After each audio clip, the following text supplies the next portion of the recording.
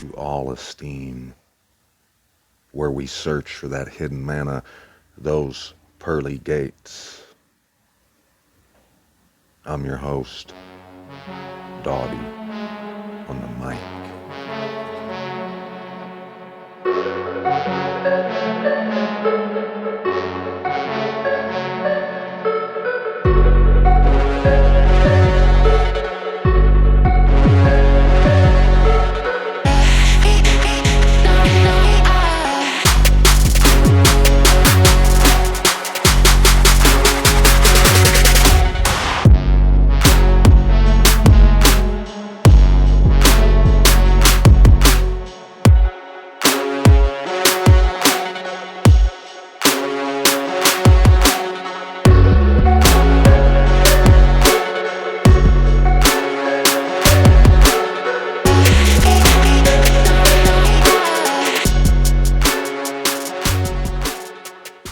Truth seeker, if you are unwilling to come to the Most High's set apart mountain at the appointed times because it conflicts with your life, the work of your hands, the cars, clothes, and the Benjamins, baby,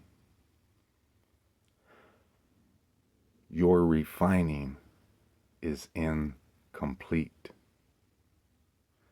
That dross is weighing you down and holding you back from reaching loving commitment. The rain. When I settled here, I started to notice this group of stars. And it's clearer here than anywhere else I've ever been. The night sky is fantastic. But I began to notice these stars right here. It looks like a perfect arrow right here. And I began to notice that when I looked east,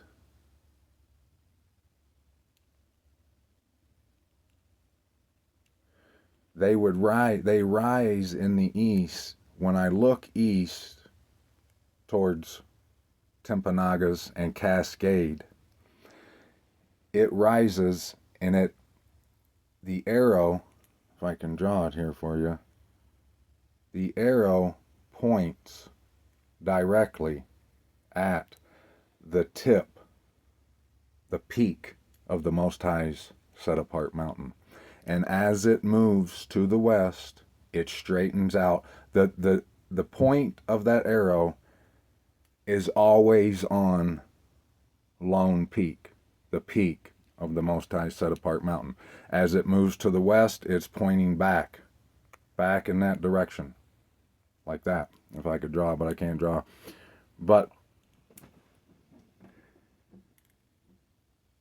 I never knew what those stars were.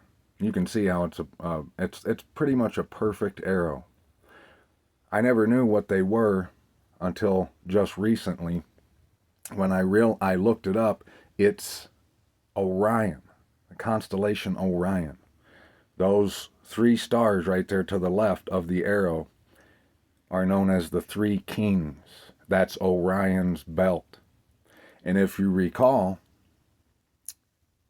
last year, around the 23rd and 24th of September, there was an eclipse of that star right there, which is Betelgeuse. And it symbolizes his right arm. There was an eclipse at that time, and right at that time is when we were talking about the Nexus event. And right at that time is when I began to realize all this truth about the image of the beast. Now, I told you that those stars, when it rises, it's pointing right at the Most High's mountain perfectly, precisely. Now, Orion is in the Bible. But in Hebrew, its name, instead of it being Orion, it's Kisel, which I'm going to show you in just a moment. But according to the Greek mythology, Orion is believed to come from the word Oros, which means mountain. Others believe it comes from the word Horion, which means boundary or limit. Isn't that amazing? And this, I'm just giving you one example of, I couldn't even count the examples of how awesome this place is, how amazing and majestic it is. Orion in Greek mythology was a giant hunter. See that picture over there? Does that remind you of anything? It should. But the Hebrew word is Kesel, and you can find it in Job 9:9 and Amos 5:8. And isn't it a coincidence that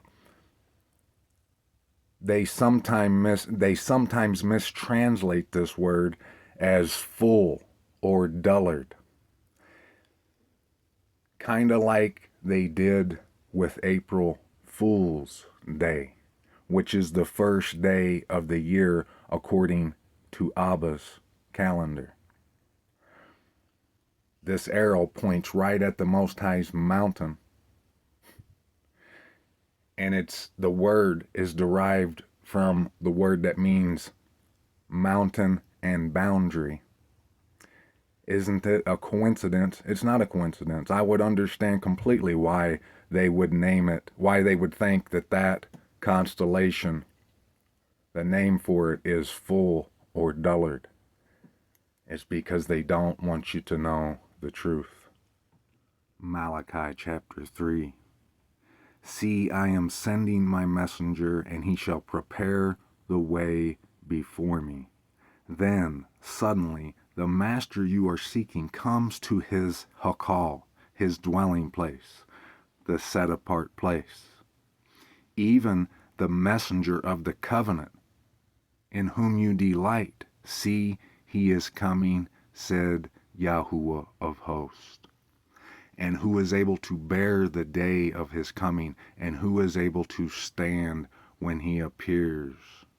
For he is like the fire of a refiner, and like the soap of a launderer. Whoever can't come here will be burnt. They're stubble, because they didn't have loving commitment. They didn't care.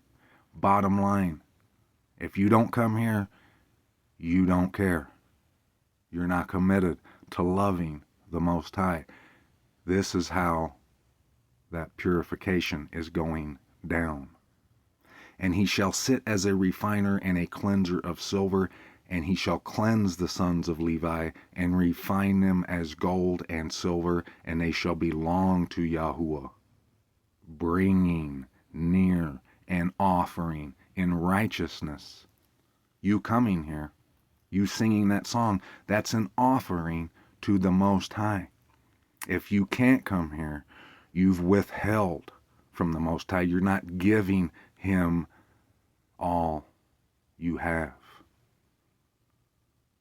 Then shall the offering of Yehuda and Jerusalem be pleasant to Yahuwah, as in days of old, as in former years. And I shall draw near to you for right ruling, and I shall be a swift witness against the practicers of witchcraft. The holidays is a practice of witchcraft. Twice on Sunday, once on Wednesday, praising and esteeming names of blasphemy, Baal, Babylon. Practice of witchcraft.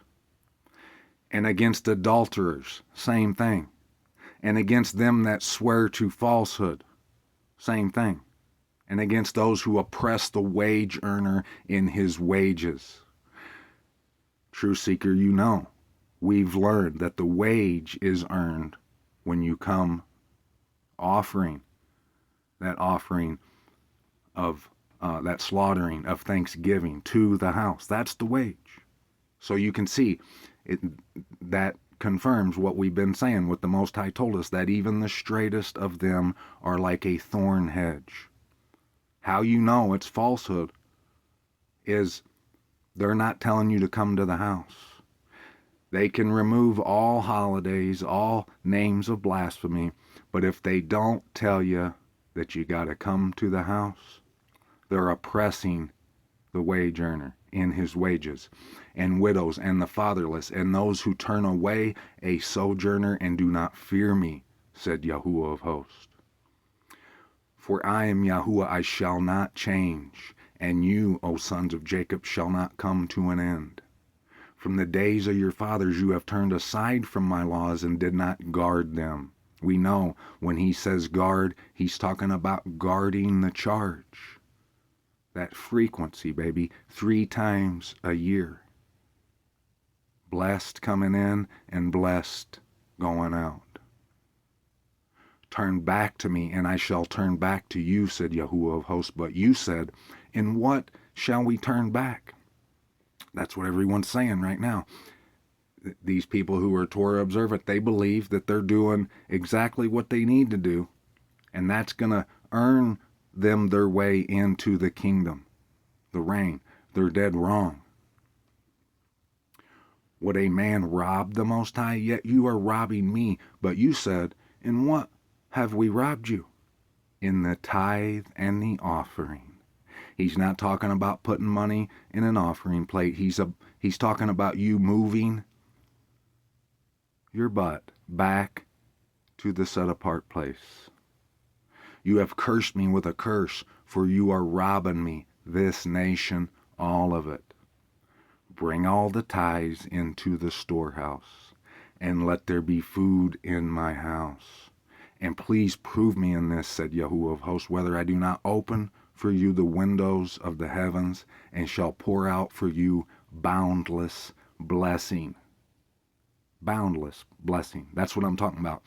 We ain't got enough time for me to explain everything that's amazing, majestic, that's a blessing about being here and coming here and doing what the Most High's told us to do. It's boundless. And I shall rebuke the devourer for you, so that it does not destroy the fruit of your ground, nor does the vine fail to bear fruit for you in the field, said Yahuwah of hosts.